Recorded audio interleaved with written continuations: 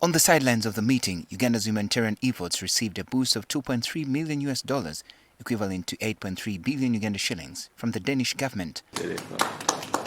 The funds, to be channeled through the United Nations World Food Programme WFP, will go towards supporting the country's growing refugee population. While signing the Memorandum of Understanding for the additional assistance, the Danish ambassador to Uganda noted that the contribution is aimed at bridging the funding gaps in refugee response and providing humanitarian support to vulnerable refugees.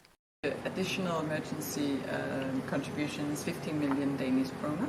And this is part of our humanitarian response, and it complements our development response here in Uganda, where we work on resilience and self-reliance and work with national and international actors to build and support Uganda's refugee model.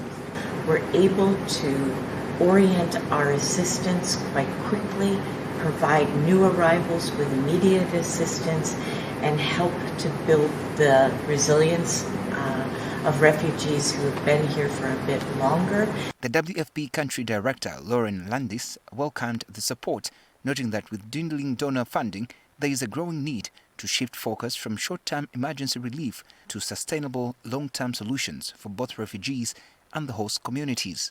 And I think that's where we really see where we can bring, talk about a nexus, where we can bring everything together to look at more of a long-term response for refugee solutions, while at the same time implementing programs that will help to augment the productivity of both host communities and refugees to supply their own food security needs. Meanwhile, the Japanese ambassador to Uganda, Takuya Sasayama, announced that his government will also extend additional food assistance to support refugees, reaffirming Japan's continued commitment to Uganda's humanitarian response efforts. I'm proud to announce that yet another food assistance from Japan is coming by the end of this year through WFP. Stakeholders at the meeting further underscored the importance of embracing best practices that advance the humanitarian development peace nexus, promote peace building, and support repatriation processes. The nexus is thus grounded in the principle of collective outcomes. Here, being the shared goals that reduce people's needs, risks, and vulnerabilities, while increasing resilience and addressing the root causes of conflict.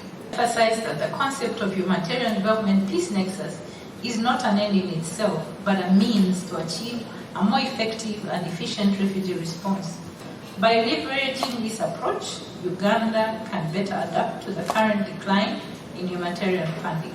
With the Global Refugee Forum Progress Review scheduled for next month in Geneva, key priorities will include expanding support for refugees and host countries, advancing the implementation of previous pledges, and directing greater efforts to areas in need of additional support. I'm Benjamin Jumbe, NTV Tonight.